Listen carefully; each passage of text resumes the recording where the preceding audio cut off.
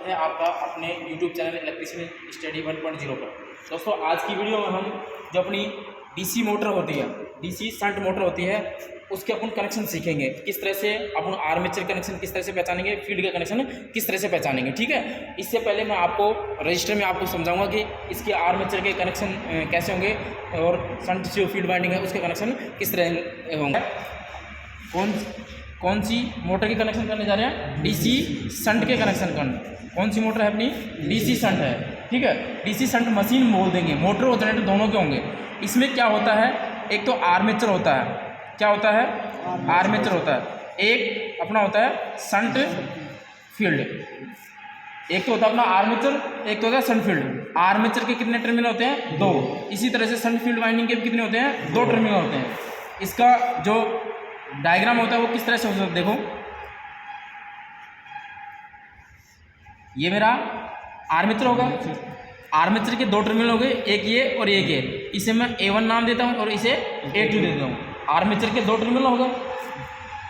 अब मेरा जो फील्ड वाइंडिंग है, शंट फील्ड वाइंडिंग होती है, वो क्या होगी? पतले तार की होती है। पतले तार होगी तो ज़्यादा टर्न्स होंगी। शंट फील्ड वाइंडिंग क्या होगी? पतले तार की और ज़्यादा टर्न्स होंगी, जो कि आर्मेचर के शंट में लगी हुई है, यानी कि आर्मेचर के समांतर क्रम में लगी होती है। इधर जो फील्ड वाइंडिंग है उसके एक सिरे को E1 नाम दे दूं और एक सिरे को E2 नाम दे। F1 F2 भी दे सकते हो आप। ठीक है, अब एक ये सिरा हो गया फील्ड वाइंडिंग का और एक आर्मेचर का, दोनों को मिला करके आउटपुट में निकाल लिया। इसी तरह से एक फील्ड का और एक आर्मेचर का मिला करके बाहर निकाल लिया। अगर मेरे को मोटर बनानी है तो इसको मैं सप्लाई दे दूंगा, जनरेटर बनाना है तो सप्लाई बाहर ले लूँगा। एक बार के लिए मैं क्या करता हूँ, इसको as a DC shunt generator. अब ये लोड हो गया, इधर से क्या हो गया? IL, और ये अपना क्या हो गया? शंट करंट हो गया, और ये अपनी आर्मेचर करंट हो गई। ठीक है, यहाँ से अपना क्या हो गया? आउटपुट हो गया। ठीक है, अब ये क्या हो गया अपना? ये तो अपना आर्मेचर हो गया और ये अपनी शंट फील्ड वाइंडिंग होगी। देखो आर्मेचर जो होता है, जो अपना आर्मेचर होता है उसका प्रतिरोध होता है बहुत कम होता है, लगभग 1 ओम के समथिंग होता है। प्रतिरोध क्या होता है? बहुत कम होता है। आर्मेचर का प्रतिरोध कम होगा। और जो अपनी शंट फील्ड वाइंडिंग होती है, शंट फील्ड वाइंडिंग है, उसका प्रतिरोध होता है ज़्यादा होता है। ठीक है, इसका प्रतिरोध तो बहुत कम होगा और इसका प्रतिरोध बहुत ज़्यादा होगा। इस तरह से तो अपन मल्टीमीटर से अपन चेक कर लेंगे, मल्टीमीटर लगा के प्रतिरोध से। और आर्मेचर का जो प्रतिरोध होता है वो कम होता है, तो लैंप क्या होगा? लैंप बहुत तेज जलेगा क्योंकि प्रतिरोध कम है। लैंप जो होता है तेज रोशनी देगा। ठीक है, किस पर? आर्मेचर के टर्मिनल पर। और जो शंट फील्ड वाइंडिंग है उसका रेजिस्टेंस बहुत ज़्यादा होता है, तो लैंप क्या होगा? या तो डिम जलेगा या फिर स्पार्क दिखाएगा टर्मिनल पर। क्या दिखाएगा? स्पार्क दिखाएगा। आप जब शंट जनरेटर को खोल के देखोगे तो इसका जो टर्मिनल बॉक्स है वो कुछ इस तरह से दिखेगा। 1 2 3 4 टर्मिनल दिखेंगे। अब इसमें से अपने आर्मेचर के कौन से टर्मिनल हैं, A1 A2 कौन से होंगे और F1 F2 कौन से होंगे, वो अपन पहचानेंगे। किसके द्वारा? एक तो अपन मल्टीमीटर के द्वारा, मल्टीमीटर से प्रतिरोध चेक करेंगे, और एक सीरीज टेस्टिंग लैंप, दोनों के द्वारा अपन चेक करेंगे। ठीक है, तो करते हैं चेक एक बार। ये चीज़ सारी चीज़ समझ में आएगी। आर्मेचर का प्रतिरोध कम होता है, फील्ड का प्रतिरोध बहुत ज़्यादा होता है। आर्मेचर का प्रतिरोध कम होने के कारण यहाँ पर लैंप क्या हुआ? तेज जलेगा, और फील्ड का प्रतिरोध बहुत ज़्यादा होता है, इनके टर्मिनल पर स्पार्किंग दिखाएगा और प्रतिरोध बहुत ज़्यादा दिखाएगा। ठीक है, तो करके देखते हैं। सबसे पहले मल्टीमीटर से चेक करेंगे इसका प्रतिरोध, आर्मेचर वाइंडिंग कौन सी है और फील्ड वाइंडिंग कौन सी है। ठीक है, ये मेरे पास मल्टीमीटर है। सबसे पहले मल्टीमीटर को क्या करूँगा, मैं रेजिस्टेंस वाले पॉइंट पे सेट करूँगा। तो ओम का प्रतिरोध का मात्रा क्या होता है? ओम होता है। इसको मैं रेजिस्टेंस पर सेट कर लेता हूँ। फिलहाल किस पर? 2K का मतलब था 1000, 2K पर सेट कर लिया। अब आप पकड़ो, इसकी रीडिंग देखना। इधर आप डिस्प्ले में देखना, मैं लगाता हूँ। आपको करना क्या है, सबसे पहले मल्टीमीटर को रेजिस्टेंस पे सेट कर लिया। उसके बाद रेजिस्टेंस की जो प्रोब्स होती हैं, लीड्स होती हैं, उसको जो अपनी शंट मोटर होती है या शंट जनरेटर होता है उसके एक टर्मिनल पे सेट करेंगे। इस तरह से कर दिया मैंने सेट, इस तरह सेट कर दिया। अब दूसरा जो टर्मिनल है मल्टीमीटर का, वो क्या करेंगे, इस पर लगा के देखेंगे रीडिंग दे रहा है क्या? नहीं दे रहा। फिर इस पे लगाया, रीडिंग दे रहा है कि नहीं? इस पे लगा के देखेंगे रीडिंग दे रहा है क्या? देखो दे रहा है ना रीडिंग। कितना दे रहा है? 0.017 K पर सेट कर रखा है। 2K का मतलब 1000 हो गया। अगर 0.017 में मैं 1000 का भाग दूँ कितना आ जाएगा?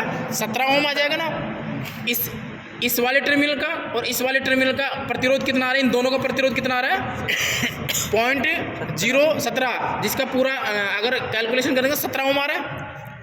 एक बार के लिए इसका सेट कर लिया भी कितना ओम आ रहा है 17 ओम। देखो उधर मल्टीमीटर में दोबारा से देखो कितना आ रहा है 17 ओम आ रहा है। एग्जैक्ट देखने के लिए इसको बार 200 पर सेट करो और अब देखो दिखा रहा ना, डिस्प्ले में दिख रहा है आपको लगभग 16.8 या 17 के आसपास। अपन कितना मान लेते हैं 17 ओम हो गया। अब बचे कितने दूसरे टर्मिनल, इन पे भी चेक करेंगे कितना प्रतिरोध दिखा रहा है। इनको तो चेक कर लिया अपन ने, इन वाले चेक कर लिए 17 ओम दिखा रहा है। अब इनको देखते हैं। एक मैंने मल्टीमीटर का एक प्रोब्स यहाँ लगा दिया और दूसरा प्रोब्स यहाँ लगाता हूँ, रेंज बढ़ाता हूँ क्योंकि इसका शंट फील्ड होता है उसका प्रतिरोध ज़्यादा होता है। अब देखो दूसरे टर्मिनल पर कितना दिखा, लगभग 327 ओम दिखा रहा है।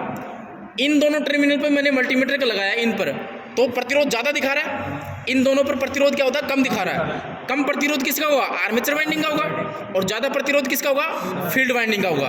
तो इस तरह से अपन क्या करेंगे, ये दोनों टर्मिनल किसके हो गए, ये दोनों फील्ड वाइंडिंग के हो गए। क्यों हो गए, क्योंकि प्रतिरोध ज़्यादा है। और ये दोनों क्या किसके हो गए, आर्मेचर के, क्योंकि प्रतिरोध कम होता है।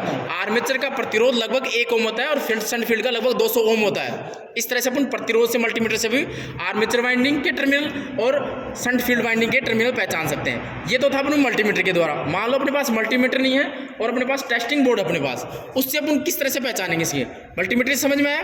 चलो अभी मैं क्या करता हूँ, टेस्टिंग बोर्ड ले लेता हूँ।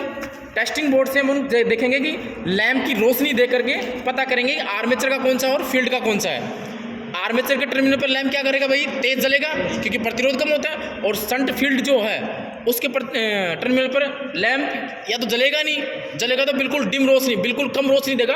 और यहाँ पर टर्मिनल पे क्या होगा, स्पार्किंग दिखाएगा। चलो 2 केबल्स दीजिएगा मेरे को, 2 केबल्स दीजिए।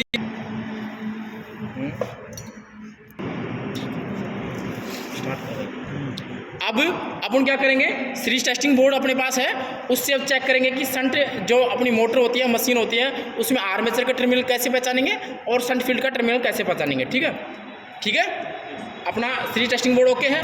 एक कोई सा भी सीरीज टेस्टिंग का जो वायर होता है मैं किस पे लगाऊंगा, एक टर्मिनल पर लगा दिया मैंने। दूसरा जो वायर होता है दूसरे टर्मिनल पर लगा के देखो, नहीं लैंप नहीं जल रहा, बिल्कुल नहीं जल रहा है, स्पार्किंग दिखा रहा है। अब देखो उसके बाद इस पर चेंज किया, नहीं दिखा रहा, इधर देखो अब क्या कर रहा है, लैंप मेरा जल रहा है। देखो इन टर्मिनल पर, इस टर्मिनल, दोनों टर्मिनल पर लैंप की रोशनी तेज है।